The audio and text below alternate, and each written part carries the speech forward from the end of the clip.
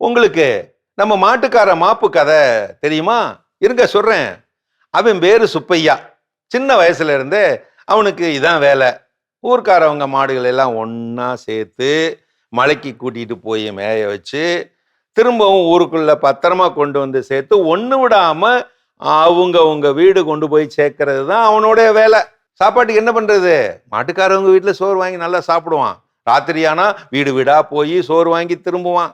மாடு ஒண்ணுக்கு 1/4 பணம், வேட்டி துணிமணி, எப்போவாவது பலகாரம் சுட்டா பலகாரம் இப்படின்னு வாங்கிக்குவான். கையில கிடைக்கிற காசை வச்சு சினிமா கொட்டைக்கு போவான், எம்ஜிஆர் படம் பார்ப்பான், இடவேளையில முறுக்கு கடலை மிட்டாய் எல்லாத்தையும் வாங்கி திம்பான், வருவான். இப்படி எந்த ஆசை நோக்கமும் இல்லாம நல்லா தான் வளர்ந்தான். அவனை ஊர்க்காரங்க எல்லாரும் மாட்டுக்காரா மாட்டுக்காரா அப்படின்னு தான் கூப்பிடுவாங்க. அவனுக்கு ஒரு நாள் கல்யாணம் பண்ணிக்கணும்னு ஆசை வந்துச்சு. 30 வயசாகி போச்சேன்னு व्यसனப்பட்டான். கிடைக்கிற கொஞ்ச நஞ்ச துட்ட பத்திரமா சேகரிச்சு கம்மா கரையில மரப்பொந்துல ஆலமர பொந்துல ரகசியமா போட்டு வச்சான். 1 மாசம் கழிச்சு யாரும் இல்லாத நேரத்துல அந்த காசை பொந்துல இருந்து எடுத்து எண்ணி பார்த்தான். 20 ரூபாய் இருந்துச்சு. எண்ணி பார்த்தா அடுத்த நிமிஷமே தன்கிட்ட பணம் இருக்குன்னு மமதை லேசா தலை தூக்குச்சு. அப்படியே லேசா சுயமரியாதையும் சுயமதிப்பு உண்டாகி போச்சு. அன்னைக்கு ராத்திரி சோறு எடுக்க போன அவன், ஏய் மாட்டுக்காரா நல்லா இருக்கியா அப்படின்னு ஒருத்தர் கேட்டப்ப இவனுக்கு வந்துச்சு பாரு கோவம். என்ன மாட்டுக்காரான்னு கூப்பிட்டுக்கிட்டு, உங்களுக்கெல்லாம் கொஞ்சமாவது விவரம் இருக்கா? ஒரு கல்யாண வயசு ஆம்பளைய மாட்டுக்காரான்னு கூப்பிடுறது எவ்வளவு கேவலம். சுப்பான்னு கூப்பிடுங்க, என்னுடைய பேரையே நீங்க கூப்பிட வேண்டியது தானே. அதுக்கு என்ன இவ்வளவு இழப்பம்? நான் என்ன உங்களுக்கு என்ன இழப்பமா அப்படின்னு ரொம்ப கோவிச்சுக்கிட்டான். இதை கேள்விப்பட்ட ஜனங்க அவனை சுப்பான்னு மரியாதையா கூப்பிட ஆரம்பிச்சாங்க. இப்படியே 6 மாசம் ஆகி போச்சு. 4 காசு 5 காசு 6 காசா சேர்த்து விடாம பொந்துல போட்டுக்கிட்டே வந்தான். இதே மாதிரி இன்னொரு நாள் எண்ணி பார்த்தான். பொந்து சேமிப்பு இப்போ 50 ரூபாய் பணத்தை தாண்டிருச்சு. லேசா தலை தூக்குன மமதை இப்போ நல்லாவே தலை தூக்க ஆரம்பிச்சிருச்சு. சுயமரியாதை நல்லா கூடி போச்சு. அன்னைக்கு ராத்திரி சோறு எடுக்க போனப்ப சோறு போட்டுட்டு ஒருத்தன் சுப்பா சுகமா அப்படின்னு கேட்ட உடனே வந்துச்சு பாரு உனக்கு சுர்ருன்னு மண்டைக்குள்ள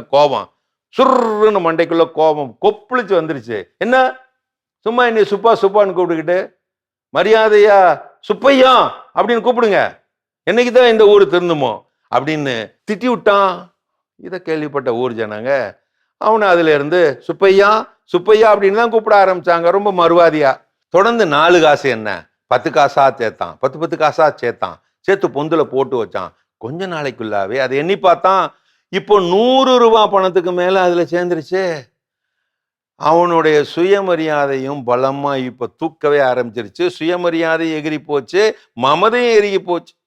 அன்னைக்கு ராத்திரி சோறு வாங்க போன நாட்டாம வீட்டுல என்ன சுப்பையா சுகமானு அவரு கேட்க, நாட்டாமன்னு கூட பார்க்காம எகிரிட்டான் நம்மாளு.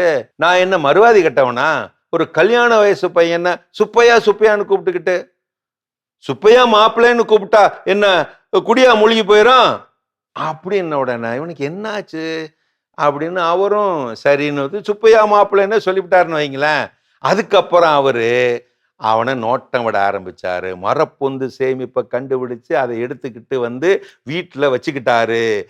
அன்னைக்கு ராத்திரி பொந்துல காசு போட போனவனுக்கு செம்ம அதிர்ச்சி. இடிஞ்சே போய் உக்காந்துட்டான், தலை தொங்கி போயிட்டான். அவனை பார்த்த நாட்டாம அடுத்த நாள், என்ன சுப்பையா மாப்பிள்ள சுகமா, ஏன் கொஞ்சம் சோகமா இருக்க அப்படின்னு கேட்க அவன் சொன்னானா, எதுக்கு நாட்டாம இந்த மறுவாதி எல்லாம், நீங்க சும்மா மாட்டுக்காரா அப்படின்னே கூப்பிடலாம் அப்படின்னு நடந்த எல்லாத்தையும் சோகமா சொல்ல, எடுத்த காசு அவன்கிட்ட கொடுத்து சீக்கிரமாகவே சொந்த செலவுல அவனுக்கு கல்யாணத்தையும் முடிச்சு வச்சாராம் அந்த நாட்டாம.